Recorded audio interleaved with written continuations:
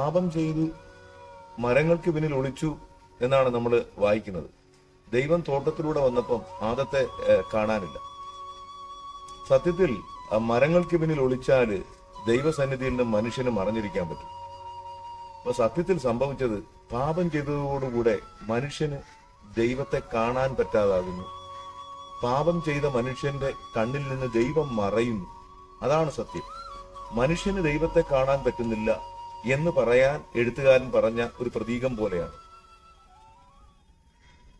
നമ്മുടെ ഉള്ളിലെ ദൈവത്തെ നമുക്ക് തന്നെ കാണാൻ പറ്റുന്നില്ല. ആ തോട്ടത്തിൽ തൊട്ടടുത്ത് നിൽക്കുന്ന ദൈവത്തെ ആദത്തിന് കാണാൻ പറ്റാത്ത അവസ്ഥയിലേക്ക് വന്നിരിക്കുന്നു. ഇവിടെയാണ് ഈശോ പറഞ്ഞ മറ്റൊരു വരി നമുക്ക് ഓർക്കാവുന്നത്, ഹൃദയശുദ്ധി ഉള്ളവൻ ഭാഗ്യവാൻ, അവൻ ദൈവത്തെ കാണും. അപ്പൊ നമ്മൾ കൊമ്പസാരിക്കുന്നത് ഒക്കെ എന്തിനാണ്?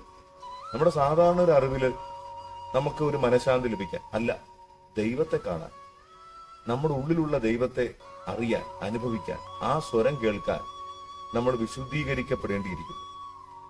പുതിയ നിയമത്തിൽ നമ്മൾ ഒടുവിൽ വായിക്കുന്നില്ലേ, മഗ്ദലനയിലെ ആ പെൺകുട്ടി ഒരു തോട്ടത്തിൽ നിൽക്കുമ്പോൾ ഒരു തോട്ടക്കാരനെ പോലെ വന്ന് യേശു മറിയം എന്ന് വിളിക്കുന്നു. അവൾ കണ്ണീരണിഞ്ഞു നിന്ന് ഈശോയെ കാണുകയാണ്. ഈശോ ആണെന്ന് തിരിച്ചറിയുന്നു. ഈ പ്രപഞ്ചത്തിലെ എല്ലാ അണുവിലും ദൈവം മറഞ്ഞു നിൽക്കുന്നു.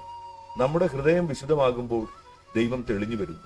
ദൈവം തൊട്ടടുത്തുണ്ട്, ഉള്ളിലുണ്ട്, ചുറ്റുമുണ്ട്. പക്ഷേ നമ്മുടെ കാഴ്ച പോയിരിക്കുന്നു. എനിക്ക് വിശുദ്ധനാകണം.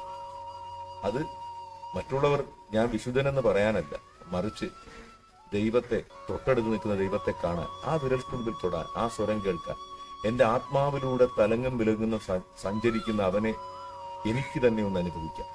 എനിക്ക് വിശുദ്ധനാകണം. നമുക്ക് കാണാം.